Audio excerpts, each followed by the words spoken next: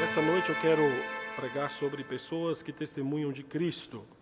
Aproveitando que agora no mês de agosto, nós estamos já quase que entrando no mês de agosto, é o mês em que na Presbiteriana nós falamos sobre missões. É um mês destinado a falar sobre missões. Esse é um dos textos que muito nos desafia a respeito da obra de evangelização, ainda mais depois de ter ficado 10 dias imergido num projeto missionário. Não tem como voltar para a igreja e não falar sobre isso. É importante também enfatizar a você que conhece pouco da nossa igreja, aqueles que estão se achegando, ou até mesmo que tem mais tempo de igreja, é importante lembrar que a nossa igreja, uma das maravilhas e uma das faces da nossa igreja é ser uma igreja missionária. Nós louvamos a Deus pela visão do conselho da nossa igreja, que tem destinado 30% da arrecadação para a obra missionária, para a obra de evangelização. No decorrer desse ano, é provável que você presenciou 2, 3, 4 vezes em que vieram aqui na frente irmãos trazendo relatos de equipes missionárias da igreja sendo enviadas para o sertão nordestino, sendo enviada para a comunidade de Silêncio, que nos assiste pela internet nesse exato momento, cultua juntamente conosco, e agora com o vídeo que você viu, parte da mocidade adolescente sendo enviada para trabalhar com algumas comunidades no interior do estado do Goiás. Meus irmãos, aquilo que a nossa igreja faz nada mais é do que um método utilizado por Cristo para que a igreja avance. Homens e mulheres que são convertidos à fé evangélica, espalhando o evangelho através do seu testemunho, tanto falado quanto vivido. É fato que nós não somos todos chamados para ser evangelistas, algo que Paulo destaca e enfatiza lá em Efésios capítulo 4, versículo 11. Só que todos os cristãos foram chamados para ser uma coisa, foram chamados para ser testemunhas fiéis de Jesus Cristo e devem estar dispostos a falar por Ele, sobre Ele, em todo o tempo. O texto que nós iremos ler e expor nessa noite vai falar sobre Pedro e João como testemunhas comissionadas por Cristo. E isso, de forma muito prática, é o que eu quero trabalhar nessa noite a partir desse texto. Eu quero convidar então você a acompanhar a leitura do texto comigo. Atos capítulo 4, versículos de 1 a 22, assim está escrito. Falavam eles ainda ao povo, quando sobrevieram os sacerdotes, o capitão do templo e os saduceus, ressentidos por ensinarem eles o povo e anunciarem em Jesus a ressurreição dentre os mortos, e os prenderam, recolhendo-os ao cárcere até o dia seguinte, pois já era tarde. Muitos, porém, dos que ouviram a palavra a aceitaram, subindo o número de homens a quase 5.000. No dia seguinte, reuniram-se em Jerusalém as autoridades, os anciãos e os escribas, com o sumo sacerdote Anás, Caifás, João, Alexandre e todos os que eram de linhagem do sumo sacerdote, e pondo-os perante eles, os arguiram. Com que poder, ou em nome de quem fizeste isso? Então Pedro, cheio do Espírito Santo, lhes disse: autoridades do povo e anciãos, visto que hoje somos interrogados a propósito do benefício feito a um homem enfermo e do modo por que foi curado, tomai conhecimento, vós todos e todo o povo de Israel, de que em nome de Jesus Cristo Nazareno, a quem vós crucificaste e a quem Deus ressuscitou dentre os mortos, sim, em seu nome, é que este está curado perante vós. Este Jesus é pedra rejeitada por vós, os construtores, a qual se tornou a pedra angular. E não há salvação em nenhum outro, porque abaixo do céu não existe nenhum outro nome dado entre os homens, pelo qual importa que sejamos salvos. Ao verem a intrepidez de Pedro e João, sabendo que eram homens iletrados e incultos, admiraram-se e reconheceram que haviam eles estado com Jesus. Vendo com eles o homem que fora curado, nada tinham que dizer em contrário. E mandando-o sair do sinédrio, consultavam entre si, dizendo: que faremos com estes homens? Pois, na verdade, é manifesto a todos os habitantes de Jerusalém que um sinal notório foi feito por eles, e não o podemos negar. Mas para que não haja maior divulgação entre o povo, ameacemo-los para não mais falarem deste nome a quem quer que seja. Chamando-os, ordenaram-lhes que absolutamente não falassem, nem ensinassem em nome de Jesus. Mas Pedro e João lhe responderam: julgai se é justo diante de Deus ouvir-vos antes a vós outros do que a Deus, pois nós não podemos deixar de falar das coisas que vimos e ouvimos. Depois, ameaçando-os mais ainda, os soltaram, não tendo achado como os castigar por causa do povo, porque todos glorificavam a Deus pelo que acontecera. Ora, tinha mais de 40 anos aquele em quem se operara essa cura milagrosa. Meus irmãos, o capítulo 4 forma uma unidade com o capítulo 3. É importante relembrar que Pedro e João, após orar e pregar no templo, diz o capítulo 3, que um deficiente físico tem a sua vida, a sua saúde restaurada. Capítulo 3 também afirma que a partir disso, vidas são salvas.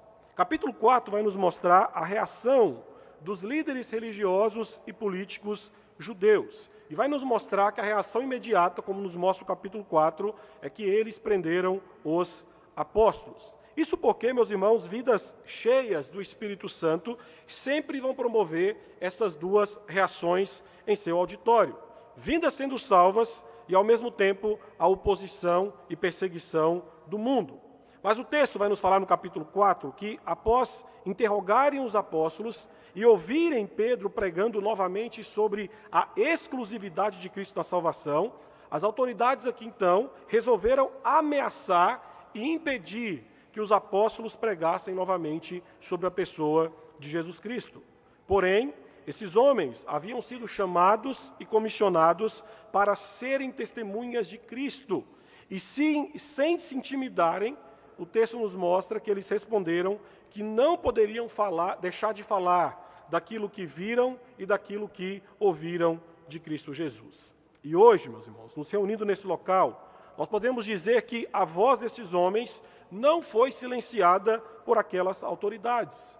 Como testemunhas, eles saíram pelo mundo pregando e falando de fato sobre Cristo Jesus. Porém, de certa forma, nós vemos aqui em Atos 4 um retrato do que todos aqueles que são testemunhas de Cristo neste mundo podem esperar. E é sobre isso que eu quero falar. Eu quero mostrar para você o que você pode esperar quando você se dispõe a ser testemunha de Cristo neste mundo dominado pelo pecado. Primeiro ponto que quero trabalhar com você a partir desse texto é que quando você se dispõe a testemunhar de Cristo, você pode esperar a capacitação do Espírito Santo.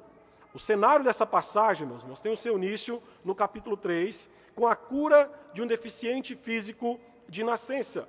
A cura realizada por intermédio de Pedro e João. Após essa cura, Pedro então prega o seu segundo sermão evangélico no livro de Atos. E a sua pregação, novamente, é sobre a obra salvadora de Cristo Jesus. Após ser preso e levado diante do Sinédrio, Pedro novamente prega. E eu quero que você observe o versículo 8. O versículo 8 enfatiza que Pedro pregou cheio do Espírito Santo. Essa expressão cheio do Espírito Santo aponta para duas realidades. A primeira é que Pedro estava de fato cheio do Espírito Santo, resultado de Pentecostes, Atos 2, então ele fala de acordo com a pessoa que tem o Espírito Santo na sua vida. A segunda realidade é que esse texto também aponta que Pedro recebeu, nesse momento, uma capacitação adicional do Espírito Santo para pregar com ousadia. É aquilo que nós conhecemos na teologia como a plenitude do Espírito Santo. Então, o próprio Cristo, aqui, meus irmãos, nós temos que lembrar que quando Pedro e João falam cheio do Espírito Santo, não era novidade dentro daquilo que Cristo já havia prometido aos seus discípulos. Lembre que lá em Atos, capítulo 1, versículo 8, Cristo havia prometido: mas recebereis poder ao descer sobre vós o Espírito Santo e sereis minhas testemunhas. Lucas, capítulo 12, versículos 11 e 12, Jesus também disse: quando vos levarem às sinagogas e perante as autoridades, não vos preocupeis quanto ao modo por que respondereis, nem quanto às coisas que tiverdes de falar, porque o Espírito Santo vos ensinará naquela mesma hora as coisas que deveis dizer. Então entenda que não é por acaso que Lucas aqui cita que Pedro estava cheio do Espírito Santo. Se você voltar para o início do livro de Atos, capítulo 1, versículos 1 e 2, você vai ver o que está registrado. Escrevi o primeiro livro, ó Teófilo, relatando todas as coisas que Jesus começou a fazer e ensinar, até o dia em que, depois de haver dado mandamentos por intermédio do Espírito Santo aos apóstolos que escolhera, foi elevado às alturas. Então entenda que Atos é o registro do que Jesus continua ensinando e fazendo, contudo, agora através do ministério do Espírito Santo. Meus irmãos, o próprio Cristo é o sujeito da obra e ministério do Espírito Santo. O ministério do Espírito Santo é ligar homens a Cristo Jesus, de maneira que esses homens, uma vez ligados a Cristo Jesus, possam de fato representar Cristo aqui na terra. Então entenda e enxergue nesse texto, assim como no livro de Atos como um todo, que o Espírito Santo não se promove, o Espírito Santo não fala de si mesmo, mas o Espírito Santo promove e fala sobre Cristo Jesus. A obra do Espírito Santo consiste em exaltar a obra redentora de Cristo Jesus. Lá em João capítulo 16, versículos 13 a 14, o próprio Cristo afirmou sobre isso. Quando vier, porém, o Espírito da verdade, ele vos guiará a toda a verdade, porque não falará por si mesmo, mas dirá o que tiver ouvido, e vos anunciará as coisas vindouras. Ele me glorificará, porque receberá do que é meu, e vô-lo anunciará. O teólogo inglês James Packer explica que o ministério do Espírito Santo, no que diz respeito à obra da salvação, é parecido como se fosse de um holofote. Em um dos seus livros ele diz que o Espírito age como um holofote oculto que focaliza a sua luz no Salvador, fazendo o Salvador resplandecer. A mensagem do Espírito para nós nunca é: olhe para mim, escute-me, venha a mim, conheça-me. Mas a mensagem do Espírito Santo sempre é: olhe para Jesus, veja a sua glória, ouça e escute as suas palavras, vá até Ele e tenha vida, conheça e prove o seu dom da alegria e paz que apenas é encontrado na vida em Cristo Jesus. Então é interessante pensar que, no que diz respeito aqui a Atos, o trabalho do holofote ou o trabalho do Espírito Santo não é mostrar a si mesmo, mas é revelar a beleza do objeto que está sendo iluminado, e aqui no caso então, a pessoa de Cristo Jesus. E é justamente isso, meus irmãos, que acontece nessa passagem. Pedro, cheio do Espírito Santo, passa a dar testemunho da obra de Jesus Cristo. E aqui tem uma grande verdade que cabe a nós pararmos e refletirmos um pouco. A grande verdade é que quando nós estamos cheios do Espírito Santo, Cristo é o foco de nossas vidas. Quando estamos cheios do Espírito Santo, Cristo se torna o centro das nossas conversas, o centro das nossas decisões, o centro da nossa devoção. Quando somos cheios do Espírito Santo, é verdade que nós falamos muito menos de nós, e como nós cantamos nessa noite, nós enfatizamos muito mais a pessoa do Redentor, a pessoa do Salvador, Cristo Jesus. Não é à toa que John Stott diz que testemunho não é sinônimo de autobiografia, porque quando estamos realmente testemunhando, nós não falamos de nós mesmos, mas falamos de Cristo Jesus. Então entenda, meus irmãos, que nessa tarefa de sermos testemunhas de Cristo, nós somos do começo ao fim dependentes do Espírito Santo. É promessa de Cristo que o Espírito Santo nos ensinará o que dizer. Obviamente que isso não quer dizer que nós temos que simplesmente nos sentar e ficarmos tranquilos. Não é isso. O Espírito Santo, quando testemunhamos de Cristo, nos leva a testemunhar daquilo que nós já temos, que é a sua palavra revelada. Por isso que uma autêntica testemunha de Cristo é conduzida pelo Espírito Santo a amar, a estudar, a meditar, a encher-se da palavra de Deus, para ter o que responder quando a sua fé for confrontada.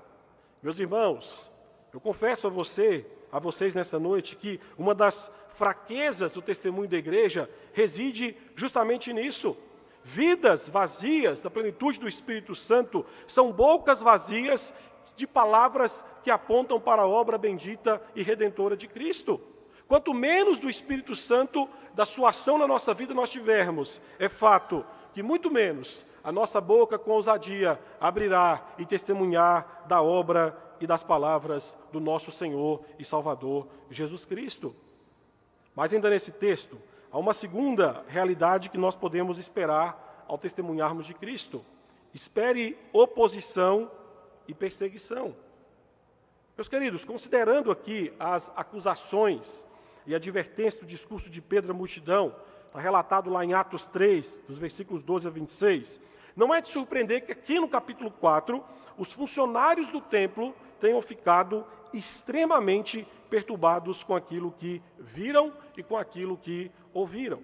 Incapazes de suportar o ensino sobre Jesus, os saduceus, a classe governante judaica daqueles dias, liderou então uma perseguição contra a igreja. Politicamente, os saduceus apoiavam e mantinham uma boa reputação com o Império Romano. Por isso que quando Jesus lhes pareceu uma figura revolucionária, com medo de represálias do Império Romano, eles se tornaram inimigos de Jesus. Lá em João capítulo 11, versículos 47 e 48, narra um pouquinho sobre isso, dizendo: então, os principais sacerdotes e os fariseus reuniram o sinédrio e diziam: que faremos? Porquanto este homem vem operando muitos sinais. Se o deixarmos assim, todos crerão nele, e virão os romanos, e nos tirarão tanto o nosso lugar como a nossa nação. Então os saduceus, ao verem o movimento de Jesus sobreviver após a sua morte, após a sua crucificação, foram persistentes adversários da causa de Cristo Jesus. Esses homens, politicamente, tinham medo de perder a sua posição de prestígio, o seu poder, o seu controle sobre o povo israelita. Além disso, o fato deles não crerem na doutrina da ressurreição dos mortos, que os apóstolos proclamavam, porque aprenderam isso de Cristo, os levaram a enxergá-los como agitadores e hereges, perturbadores da paz, inimigos da verdade. Dessa forma, como narra o início do capítulo 4, liderados pelo homem que tinha a função de manter a lei e a ordem do templo, que é descrito aqui como capitão do templo, os sacerdotes e os saduceus, então, prenderam os apóstolos, dizendo que eles estavam pregando sem a sua devida autorização. No outro dia, com a permissão, obviamente, de Roma, os apóstolos compareceram diante do mais alto corpo político e religioso que havia no judaísmo nos dias de Jesus. Sobre os romanos, esse concílio dos judeus, meus irmãos, que é descrito aqui em Atos 4, possuía uma considerável independência de jurisdição, tanto na esfera civil quanto na esfera criminal. O sinédrio, por exemplo, tinha o poder de ordenar a prisão de uma pessoa, bem como tinha, vamos dizer assim, tinha poder de julgar casos que não envolvessem a pena capital. E as sentenças desse concílio eram validadas pelo procurador romano. É por isso que aqui em Atos, capítulo 4, você vai ver que Lucas cita vários nomes dos membros do Sinédrio. Entre eles, ele vai citar Anás, que foi sumo sacerdote do Sinédrio, líder do Sinédrio entre o ano 5 e o ano 15, e foi deposto pelo Império Romano, e é colocado no seu lugar o seu genro Caifás. Caifás, então, lidera o Sinédrio do ano 18 ao ano 35, sendo naqueles dias, em Atos 4, a figura política mais poderosa entre os judeus. Lucas indica aqui que os apóstolos foram denunciados perante o mesmo tribunal que julgou e condenou Jesus Cristo. E, meus irmãos, diante dessa informação, eu não sei você, não posso responder por você, mas eu posso responder por mim. O que de fato eu faria diante das pessoas que condenaram Jesus Cristo? Será que nós não teríamos uma atitude de ficarmos paralisados de medo? E aqui eu vou além. É bem provável que Pedro viu estes homens prendendo Jesus Cristo. Lá em Lucas, capítulo 22, versículo 54, narra que Pedro, vendo de longe, quando Jesus foi levado até Caifás. Então entenda que Pedro e João estavam enfrentando um concílio que mentirosamente julgou e condenou Jesus Cristo. E o mesmo que aconteceu com Cristo poderia acontecer com eles.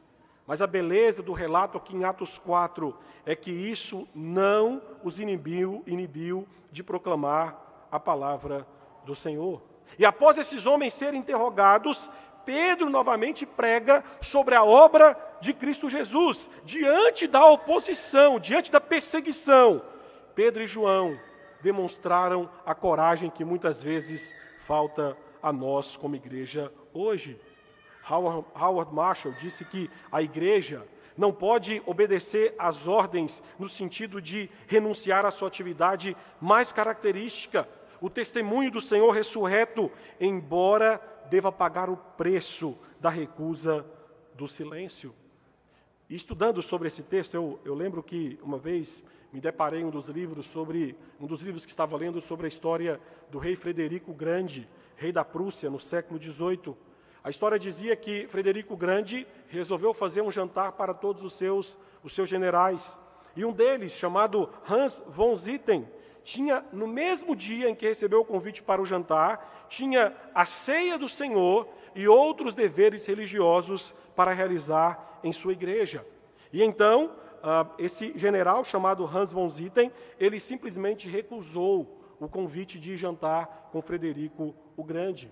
Passaram-se alguns dias e, novamente, esse general, Hans von Zieten, foi convidado para jantar novamente com o rei Frederico o Grande. E ele resolveu, então, dessa vez ir. E ele aparece. E no momento do jantar, Frederico o Grande e os convidados começaram a caçoar de von Zieten, dos seus deveres religiosos, da ceia do Senhor. Von Zieten, então, levantou-se e disse a Frederico o Grande: meu senhor, há um rei maior do que você, um rei a quem jurei lealdade até a morte.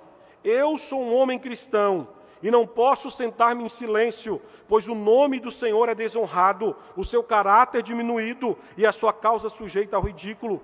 Com a sua permissão, eu vou me retirar. E a história narra que houve um silêncio, porque os generais sabiam que um ato tão ousado por parte de von Zieten poderia significar a morte. Mas Frederico o Grande ficou tão impressionado com a coragem de von Zieten que prometeu que nunca mais rebaixaria as coisas sagradas. Meu querido irmão, será que em uma situação como a de Atos capítulo 4 ou a de Hans von Zieten, será que nós faríamos o mesmo? Será que nós defenderíamos a nossa fé mesmo diante de eminente perigo ou, a quem sabe, até mesmo da morte? Compreenda que a perseguição é um elemento inevitável da fé cristã genuína. O próprio Jesus Cristo nos alertou isso, lá em João capítulo 15, versículos 18 a 20, ele disse: assim como o mundo me odiou primeiro, também odiará aqueles que resolverem me seguirem. O que é verdadeiro para Cristo, também o é para nós, quando nos dispomos a ser suas testemunhas. Lembre-se que Jesus conclui as bem-aventuranças com previsões de perseguições. A vida cristã é construída sobre a vida de Cristo. E a recompensa para os seus seguidores, para as suas testemunhas, não é a fama, não é a adulação do mundo. Mas, meus irmãos, é a perseguição. Paulo relatou isso, 2 Timóteo capítulo 3, versículo 12. Todo aquele que quiser viver uma vida piedosa em Cristo Jesus, esse será perseguido. Não é à toa que Dietrich Bonhoeffer disse que o discipulado significa fidelidade ao Cristo sofredor. E, portanto, não é de forma alguma surpreendente que os cristãos são chamados a sofrer. Por isso, eu quero nessa noite te alertar que um cristianismo em que não provoca reações de raiva, reações de fúria, reações em que de fato existe oposição e perseguição, meus irmãos, esse cristianismo está desafinado com a mensagem e o evangelho que Cristo deixou para nós e, ao mesmo tempo, aquilo que é relatado pelas primeiras testemunhas de Cristo em Atos dos Apóstolos. Mas espere uma terceira realidade quando você se dispõe a ser testemunha de Cristo. A terceira realidade é que haverá aceitação do testemunho de Cristo Jesus. O surpreendente no versículo 4 é que, precisamente, no momento de grande ameaça e até mesmo de derrota iminente, Lucas informa-nos a respeito de milhares de conversão. As autoridades prenderam Pedro e João, meus irmãos, aqui na esperança de silenciá-los. No entanto, muitos que ouviram a mensagem de Jesus creram em Jesus Cristo. E se você se lembra, Lucas registra logo lá em Atos capítulo 2, versículo 41, um acréscimo no número de 3.000 que acreditaram em Jesus Cristo. E agora aqui em Atos 4, ele vai narrar que esse número de cristãos cresceu para 5.000.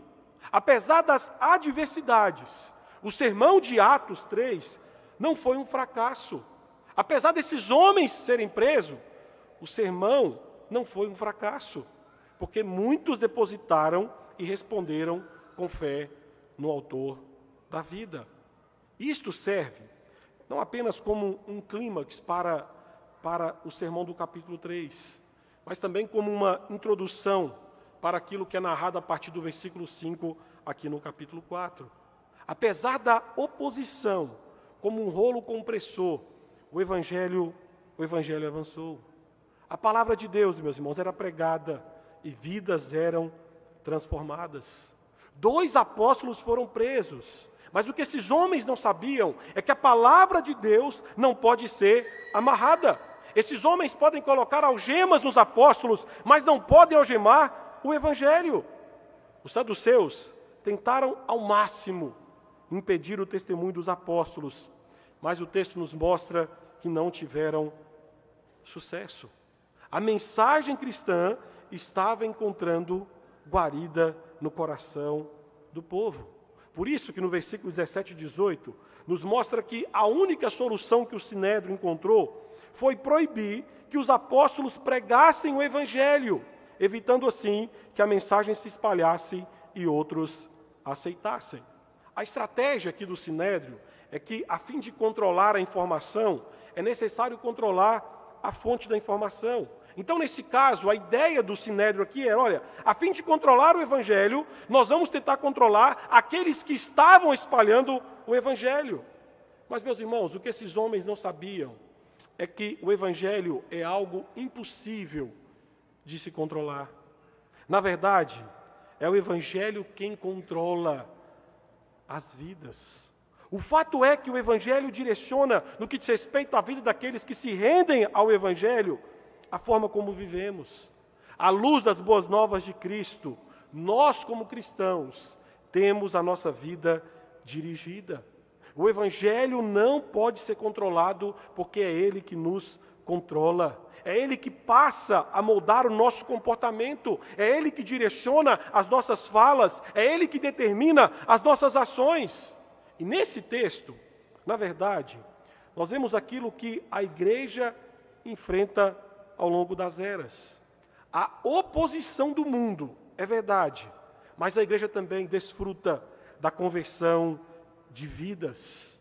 Meus irmãos, a nossa IPB, a Igreja Presbiteriana do Brasil, é um exemplo de como que a perseguição não é capaz de impedir o Espírito Santo de converter vidas. Desde o dia 12 de agosto de 1859, quando o missionário americano Archibald Green Symington chegou ao Brasil, esta igreja vem sofrendo perseguição. E eu lhe digo que estas paredes levantadas, esse lugar em que nós nos encontramos, é um testemunho de que a perseguição não foi capaz de impedir que o Evangelho avançasse, que o Evangelho continuasse adentrando em corações e salvando vidas. Meus irmãos, o Evangelho avança através de vidas sendo salvas, vidas sendo transformadas, vidas sendo regeneradas. É por isso que nós gostamos de cantar aquela canção, Jesus Cristo mudou o meu viver. Sim, Jesus Cristo mudou, Jesus Cristo continua transformando vidas, e Ele vai continuar fazendo isso, enquanto a sua igreja pregar o Evangelho. E nós temos que acreditar nisso. Se o mundo nos persegue, nós temos que acreditar que, em contrapartida, a perseguição é porque o Evangelho continua encontrando corações, transformando vidas por obra do Espírito Santo.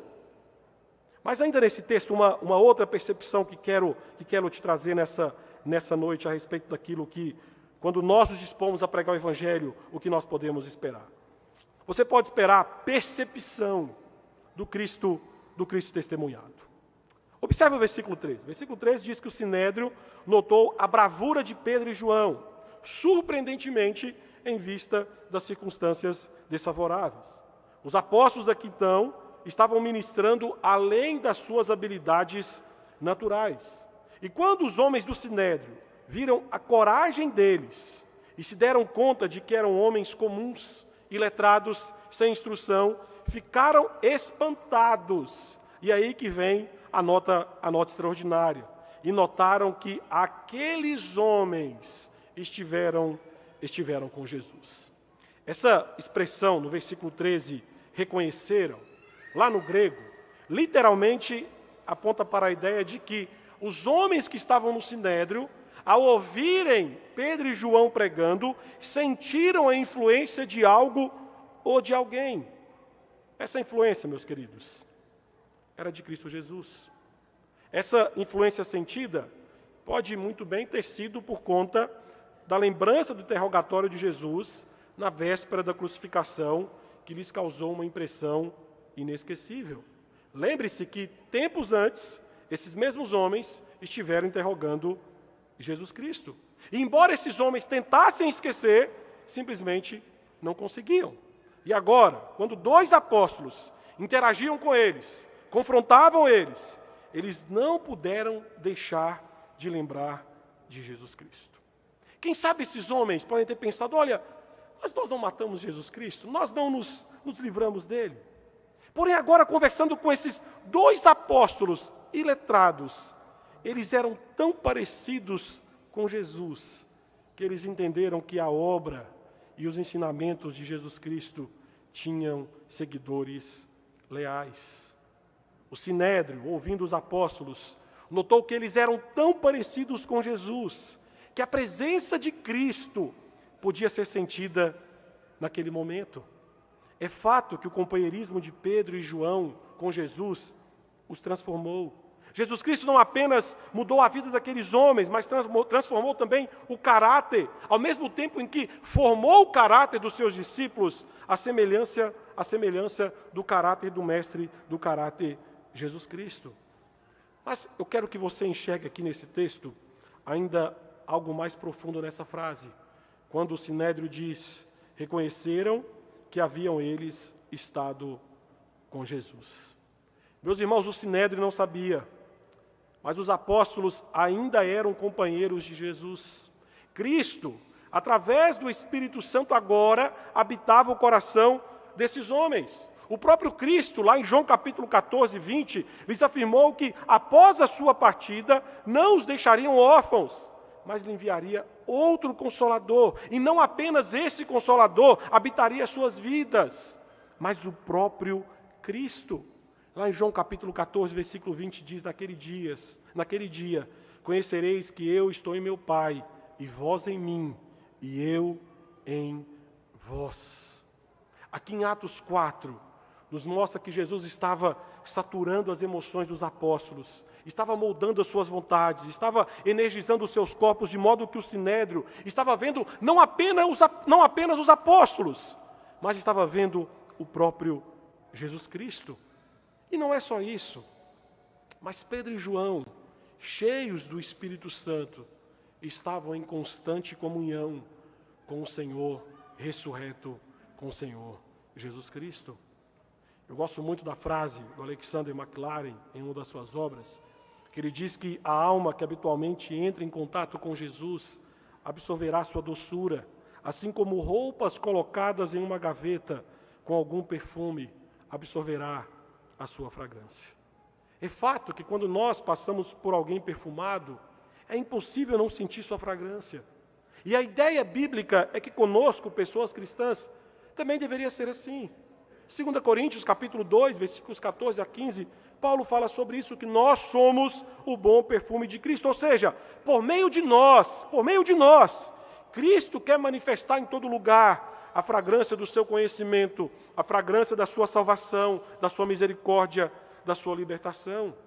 Nós precisamos exalar o bom perfume de Cristo através das nossas palavras, dos nossos gestos, atitudes, todos eles baseados no viver e nos ensinos de Cristo Jesus. Vidas cheias do Espírito Santo são como frascos de perfumes abertos que exalam um bom perfume de Cristo. E, meus queridos, em meio a este mundo que exala cheiro de morte, cheiro de violência, cheiro de mentiras, cheiro de destruição, nós, como igreja, nós somos chamados, incumbidos da tarefa de exalar o bom perfume da vida, que é o perfume dado por Cristo Jesus.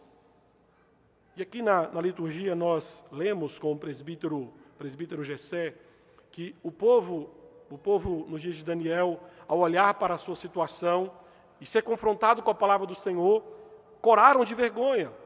Meu irmão, eu digo para você que o meu rosto cora de vergonha quando leio aquilo que foi dito a respeito dos apóstolos. E ao mesmo tempo penso que muitas vezes não é dito de nós. A nossa oração e o nosso viver cristão tem que ser de tal forma que as pessoas possam dizer o mesmo de nós que disseram dos apóstolos: eles estiveram com Cristo Jesus. Eles estiveram com Cristo Jesus. E a última percepção, e aqui eu termino o sermão nessa noite: o que você pode esperar quando você se dispõe a ser testemunha de Cristo? O que você pode esperar é a continuação deste testemunho. Pedro, cheio do Espírito Santo, testemunha daquilo que viu e ouviu, apesar das terríveis consequências que poderiam advir sobre a sua vida. E aqui nós temos o cumprimento daquilo que Jesus disse aos apóstolos lá em João, capítulo 15, versículo 26 a 27. Quando vier o Consolador, que eu vos enviarei da parte do Pai, o Espírito da verdade que procede do Pai, esse dará testemunho de mim. E também vós dareis testemunho, porque estáis comigo desde o princípio. Como eu já disse, a tarefa do Espírito Santo é testificar de Jesus. A sua tarefa principal é testemunhar de Jesus. Por isso, os versículos 9 a versículo 13, é isto que o Espírito Santo faz através da vida de Pedro. Testemunha sobre a obra de Cristo Jesus. E observe que a cura daquele paralítico não era o tema principal. Porque Pedro vê na cura do homem uma ilustração da salvação que é oferecida aos homens. O homem deficiente físico foi curado pelo nome de Jesus. E essa expressão que é usada aqui no texto, a expressão curada, na verdade aqui é um jogo de palavras no grego que Pedro faz. Porque no versículo 9, essa palavra ela é usada no sentido físico, de salvação no sentido físico. Só que quando você vai para o versículo 12, você vai ver que aqui Pedro então utiliza, ou Lucas utiliza, no sentido de curado, no sentido escatológico, no sentido de salvação, no que diz respeito à sua vida espiritual. Então, a salvação do deficiente físico pelo nome de Jesus é, portanto, aqui, no que diz respeito à ideia do grego, um indicador da salvação muito maior que vem a todos aqueles que invocam o nome de Jesus com fé. E aqui é interessante que, ao pregar novamente, se você observou bem, você vai ver que Pedro aqui então cita o Salmo 118, versículo 22. E ele faz isso ao estabelecer a culpa do sinédrio. Ele diz, olha, que eles eram os construtores, os líderes da nação que rejeitaram a própria rocha sobre a qual o povo de Deus deveria ser edificado.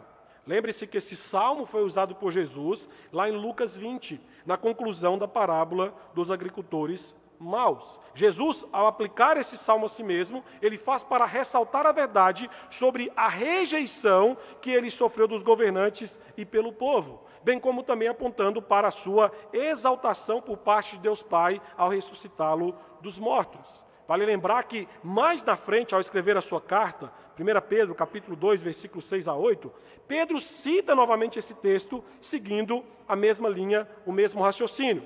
Para os que creem, Jesus é a pedra escolhida e preciosa, colocada pelo próprio Deus, em que eles podem depositar a sua fé, a sua confiança no que diz respeito à salvação. Mas para os incrédulos, são como construtores que rejeitaram a pedra mais importante da construção. Pedro, então, quando conclui esse sermão no versículo 12, ele conclui afirmando que não há salvação em nenhum outro nome. Logo, obviamente, o que Pedro está dizendo aqui é que é preciso se comprometer com esse único nome que traz salvação. Pedro aqui, meus irmãos, nos mostra a exclusividade do cristianismo quanto à salvação. E em dias de relativismo e de multiconfessionalidade, eu lhe digo que essa afirmação exclusivista aqui de Atos 4 é muito difícil de aceitar. E aí nós vamos ver que alternativas, até mesmo por alguns cristãos, de forma equivocada, têm sido propostas. Alguns dizem, olha, o importante é você falar de Deus. Outros vão dizer, olha, todas as religiões, de certa forma, apontam para Deus. E ainda existe uma terceira forma que é a mais perigosa. Não se preocupe, no final, Jesus salvará todos os homens. É triste ver que muitos de nós, em alguns momentos, quando vamos pregar o Evangelho, nós temos a tendência de dizer uma frase que é conhecidíssima, olha, não se preocupe, Deus abomina o pecado, mas Deus ama o pecador. Meus irmãos, essa é uma das frases mais heréticas que nós podemos dizer. Mais heréticas. E eu vou lhe dar um exemplo do que quero dizer, para depois te corrigir no que diz respeito a esse pensamento. Alguns anos atrás, durante a parada gay, um pastor evangélico subiu ao palanque e disse o seguinte: perdoem a igreja por fazer tanto mal a vocês. Nós, os evangélicos, amamos sim. Nós estamos aqui para falar que toda forma de amor é abençoada por Deus. Vocês podem sim se divertir e se amar, porque Deus é amor e está com vocês. No discurso deste pastor, ele diz que a igreja faz mal aos homossexuais quando fala do que é pecado como pecado. Eu concordo que às vezes, nós os seguidores de Cristo, nós pecamos, nós menosprezamos quem, em muitos momentos, não segue a mesma fé que a nossa. Mas entenda que existe um abismo enorme entre o pecado que cometemos como igreja e um pedido de desculpas por pregar o que as Escrituras afirmam. Meus irmãos, Pedro é taxativo, replicando o ensino de Jesus. Só existe um caminho, a verdade e a vida, Jesus Cristo. Fora de Cristo não existe salvação. Então entenda que qualquer pecador fora de Cristo não é amado por Deus. Mas a Bíblia, em Apocalipse capítulo 21 e capítulo 20, afirma categoricamente que é o próprio Deus que lança ao inferno pecadores impenitentes. Então, ou seja, Deus não ama o pecador que não foi redimido na pessoa de Cristo Jesus. Assim, nos versículos 18 a 20, os apóstolos então são proibidos de testemunhar de Cristo, mas eles deixam claro que não podiam abandonar a responsabilidade de testemunhar do Cristo ressurreto. E é interessante porque Pedro usa a expressão, nós não podemos deixar de falar das coisas que vimos e ouvimos. As primeiras testemunhas foram aquelas que haviam visto e ouvido o Cristo encarnado. Mas lembre daquilo que Jesus disse a Tomé lá em João capítulo 20, versículo 29, bem-aventurados os que não viram e creram. Meus irmãos, Jesus, lá em João capítulo 17, versículo 20, orou não apenas pelos primeiros discípulos, mas por aqueles que virão a crer em mim, pela palavra deles. Jesus ensinou claramente que o trabalho de testemunhar da igreja continuaria além da primeira geração de testemunhas oculares, com testemunho constante daqueles que viriam à fé. A fé vem pelo ouvir o testemunho daqueles que viram e daqueles que ouviram.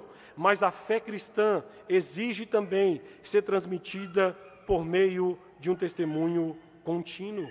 Jesus ensinou que o testemunho contínuo realizado pela igreja iria extrapolar o tempo em que viveram os primeiros discípulos. É por isso que Christopher White, em seu livro A Missão da Igreja, atesta que a missão do povo de Deus é uma missão de testemunho. É dar testemunho do Senhor Jesus Cristo. Mas todo o nosso testemunho é autenticado pelo testemunho daqueles que foram testemunhas oculares escolhidas pelo próprio Deus. E o testemunho deles está em nossas mãos a palavra de Deus, por intermédio das palavras deles, a nossa Bíblia.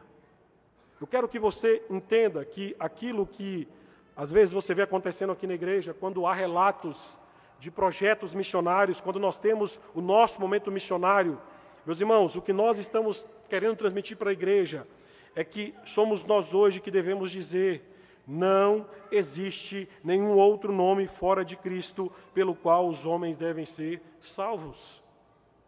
Atos é um livro que, para muitos estudiosos, ele não tem um final. E a ideia de não ter um final é porque ele ainda continua sendo escrito pelo testemunho das testemunhas de Cristo Jesus. Somos nós que devemos dar continuidade à obra de Cristo Jesus. Então, o que se espera daqueles que testemunham de Cristo é que esse testemunho, ele perdure por gerações e gerações, até que Cristo volte para buscar a sua amada igreja. E eu quero, então, nessa noite, apenas relembrar aquilo que nós falamos nessa noite. Como igreja, como homens e mulheres que testemunham de Cristo neste mundo mau, que nós devemos esperar. Espere a capacitação do Espírito Santo para lembrar e falar da palavra do Senhor que já habita o seu coração. Ao testemunhar de Cristo, espere oposição e perseguição. Não espere bajulação e aplauso por pregar a verdade.